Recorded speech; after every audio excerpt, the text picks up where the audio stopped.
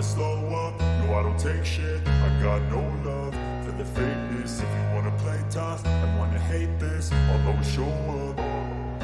I don't ever slow up, no I don't take shit. Welcome back to my channel, Digital For the Edu. fakeness. If you wanna play tough and wanna hate this, I'll always show up and make a statement. I don't ever slow up, no I don't take shit. I got no love for the fakeness. If you wanna play tough and wanna hate this, I'll always show up and make a statement. Everything I do so instinctive and so passionate. Every word I move so descriptive like an adjective. I got a vendetta against people who patented being negative when you should be getting after it. I got facts over facts. Assalamualaikum warahmatullahi wabarakatuh. Salam sejahtera untuk kita semua. Jumpa kembali dengan Digital Edu. Kabar masih seputar P3K 2022, bahwa ada dua syarat mutlak dalam pendaftaran P3K 2022. Maka guru honorer negeri, swasta, dan fresh graduate harus tahu. Yuk kita simak hingga akhir video. Assalamualaikum. Sebelum kita lanjut, tekan like, subscribe, dan nyalakan lonceng notifikasi agar selalu update info terbaru dari Digital Edu. Diketahui bahwa akun SSCASN mempunyai perubahan berakhirnya P3K 2021, yang mana merupakan progres pendaftaran untuk P3K 2022.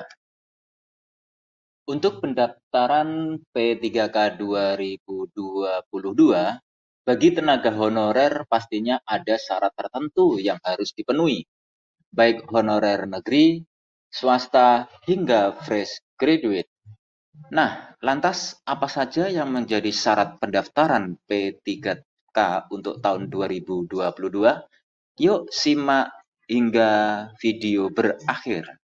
Untuk yang mendaftar P3K Guru tahun 2022, kriteria yang mendaftar adalah guru sekolah negeri, swasta, dan fresh graduate yang juga mendapat kesempatan. Nah, ada dua syarat mutlak guru honorer negeri adalah mempunyai kualifikasi ijazah S1 atau D4 dan juga terdaftar di Dapodik. Berdasarkan terdaftarnya di Dapodik, sesuai yang lama pengabdian dibagi ke dalam beberapa prioritas.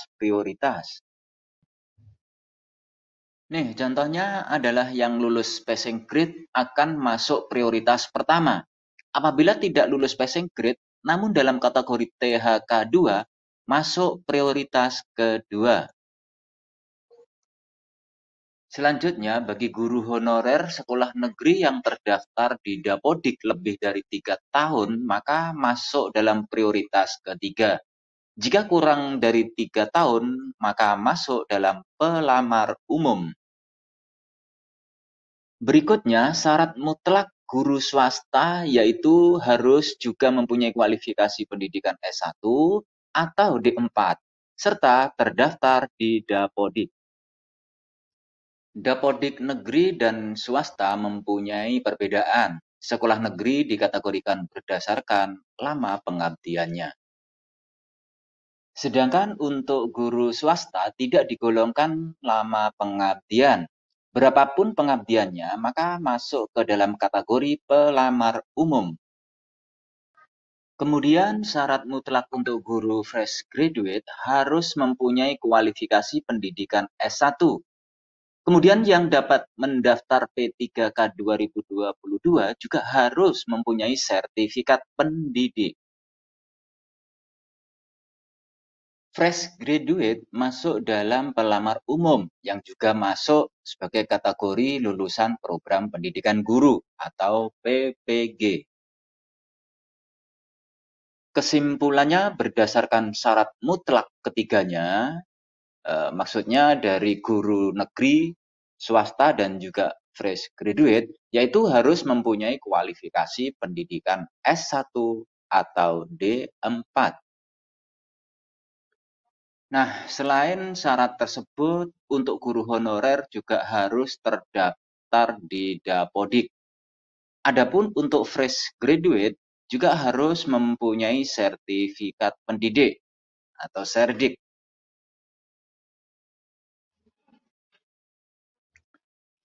Diketahui bahwa P3K 2022 mempunyai tahapan yang berbeda dengan seleksi P3K 2021. Dalam hal ini, saya menyarankan kepada Bapak Ibu agar selalu aktif untuk membuka SSCASN, dikarenakan seringkali terjadi perubahan-perubahan pada menu yang ada di dalam SSCASN. Pada pelaksanaan P3K tahun 2022 dikelompokkan berdasarkan kategori prioritas serta tahapan mendaftarnya, terdiri dari 3 mekanisme. Berikut mekanisme yang terdapat pada pelaksanaan P3K 2022.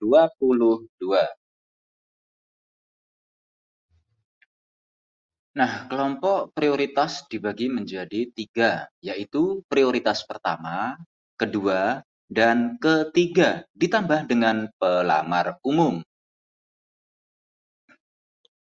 Adapun untuk tahapan mekanisme P3K 2022, ini didasarkan pada mekanisme pertama, langsung penempatan untuk kategori prioritas pertama. Jadi, penempatan lulus passing grade ini merupakan penempatan individu yang telah lulus nilai ambang batas pada seleksi tahun 2021 di tempat tugasnya masing-masing atau di satuan pendidikan yang membutuhkan. Selanjutnya, mekanisme kedua yaitu kesesuaian atau verifikasi untuk pelamar prioritas kedua, ketiga, dan seterusnya. Mekanisme ketiga yaitu seleksi tes untuk pelamar umum. Jadi untuk kategori 2 yaitu seleksi kesesuaian atau verifikasi, yang mana seleksi dilakukan dengan mempertimbangkan dimensi kompetensi profesional, pedagogik, sosial, dan kepribadian. Sedangkan untuk yang ketiga ini merupakan seleksi tes, di mana seleksi tes ini dilakukan dengan mempertimbangkan dimensi kompetensi teknis, kompetensi manajerial, dan sosial kultural. Terakhir, mekanisme tahapan ini dilakukan jika formasi masih tersedia setelah melakukan tahapan seleksi mulai dari mekanisme pertama. Itulah tadi beberapa informasi tentang aturan atau alur atau mekanisme pada tahapan pendaftaran P3K 2022. Jadi ada 2 syarat mutlak pendaftaran P3K tahun 2022.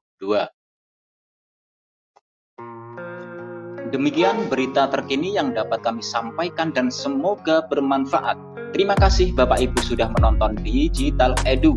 Jangan lupa subscribe, like, comment, and share. Serta nyalakan lonceng notifikasi agar selalu update info-info terbaru dari Digital Edu. Semoga kita diberi kemudahan dan kelancaran dalam segala urusan, diberi kesehatan, rezeki yang berkah, dan panjang umur. Saya mewakili Digital Edu, mohon undur diri. Sampai jumpa pada video selanjutnya. Sekian, wassalamualaikum warahmatullahi wabarakatuh.